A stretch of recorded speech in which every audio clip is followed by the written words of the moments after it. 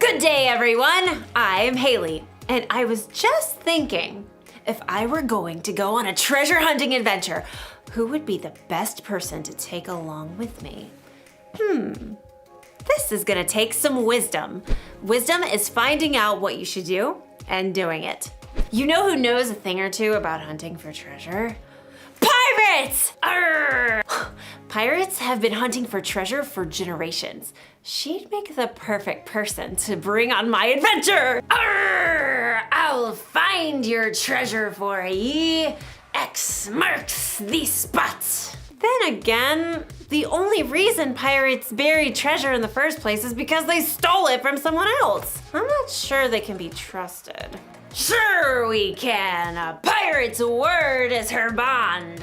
That's the code of the sea. Arr. Well, when you put it that way. Hey, wasn't your eye patch on your right eye? Oh, sorry about that. Now, about that treasure. I wonder if I should take my Aunt Jeannie on my adventure. Oh, how nice of you to think of me for your little trip. Bless your heart. Oh, I don't know. She may be a little old for treasure hunting. But then again, she was an investigative journalist for Archaeological Digest magazine for 40 years. 42 years, dear? Ooh. You know a thing or two about hunting for treasure, don't you, Aunt Jeannie? I've been around, that's for sure. Well, it seems like a no-brainer. It's obvious who I should take on the treasure hunt. It's, thank you. Was a hard decision, I'm sure, but I'm the star that you've been searching for. In today's story, we'll hear about a king who had a hard decision to make. Follow the advice of his friends or people who are older and wiser. It's fun to talk that way. I imagine doing it for our whole adventure. Nope. I'll see you soon. The Bible. It's 66 books of history, stories, letters, and poetry that fit together to form God's one big story. The epic adventure of how He created us and loves us so much that He made a way to rescue us. As we travel through the Bible, from Genesis to Revelation, we discover people who met God and found their lives changed forever. Now, for an amazing story, inspired by the book of 2 Chronicles, chapter 10. For over 40 years, King Solomon ruled over Israel. During that time, he did some pretty amazing things, like building a breathtaking temple for the Lord and a beautiful palace for himself. He received visitors from all over the world. He shared with others the wisdom God had given him. Much of this wisdom can be found in the book of Proverbs, including this advice on how to gain wisdom. Walk with wise people and become wise. A companion of foolish people suffers harm. Unfortunately, Solomon's son Rehoboam did not pay attention to his father's words. He believed his way was best. And when Solomon died, Rehoboam became king of Israel. All hail King Rehoboam! Wow, check me out! Golden crown, spiffy palace, this is the life. Though the kingdom was strong under Solomon, he made the people work extremely hard. Now the Israelites wanted to see how this new king would treat them. Led by a man named Jeroboam, they came to see the king. Hey, you stole my name. It's Jeroboam, not Rehoboam. Whatevs, Jer. Now what do you want? Your father made us work very hard. Let us take more breaks and we'll serve you well. Sounds like you want to slack off. We just need a little more vacay time. Then we'll be ready to give it all we got. Well, come back in 3 days, Jer. Jeroboam and the Israelites left. Rehoboam paced the floor, trying to come up with a good answer. Yeah? No. Maybe?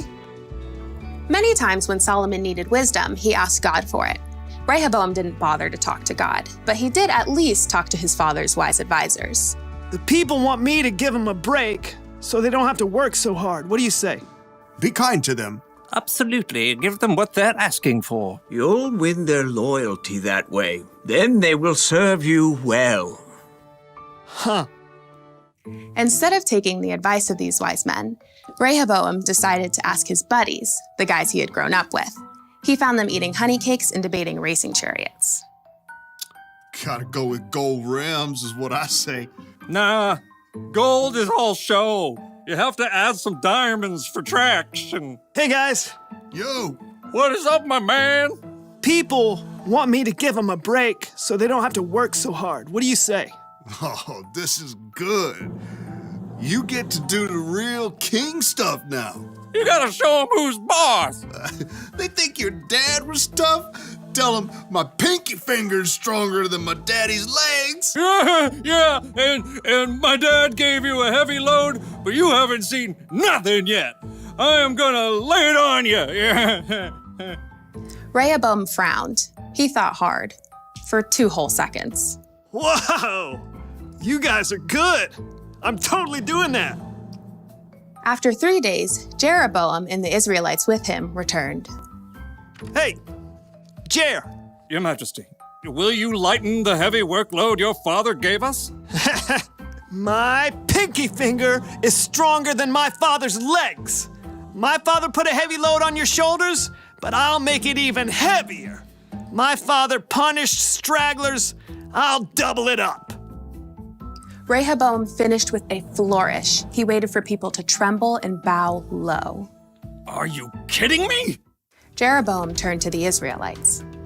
We don't want anything to do with this joker or the rest of David's family. Let's go back to our homes and start our own kingdom. Hey, wait! No, you can't do that. I'm in charge. Yeah, you're in charge of yourself. Good luck with that. Jeroboam and the men with him marched out and returned to their homes. From that day, the nation was split into two kingdoms. Rehoboam still ruled in Judah, but Jeroboam was made king of Israel. Totally not my fault. Rehoboam failed to listen to his father's own words. Walk with wise people and become wise. A companion of foolish people suffers harm. Rehoboam's foolishness nearly cost him all of the kingdom.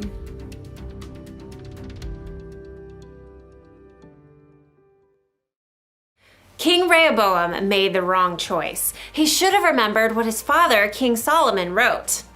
Walk with wise people and become wise. A companion of foolish people suffers harm. That means if you want to become wise, you should find someone who's wiser than you to spend time with. Jesus' disciples spent 3 years hanging out with him, listening to him teach, watching the wise way he lived. We should find someone to learn from too. Maybe someone older and wiser. Oh, thank you, dear. Because when you surround yourself with foolish people, you'll end up doing something foolish. You surround yourself with people who say mean things about others, you're going to say mean things about others. With angry people, you'll be angry. With people who break the rules, yep, you know what's gonna happen. But hey, you've been around, right? You know the difference between someone who makes wise decisions and someone who doesn't. So, pick your friends carefully and find someone older and wiser to be your mentor, someone you can learn from. Here's the one thing to remember today. Hang out with wise people. Ask God to help you find the wise people in your life. He wants you to have wisdom, remember, and He can use other people to help show you the way. So, what do you say, Aunt Jeannie? You want to go on an adventure with me? Haley, my dear, I was made for adventure. Well, all right. I'll see you all next time. Bye. Bye from me too.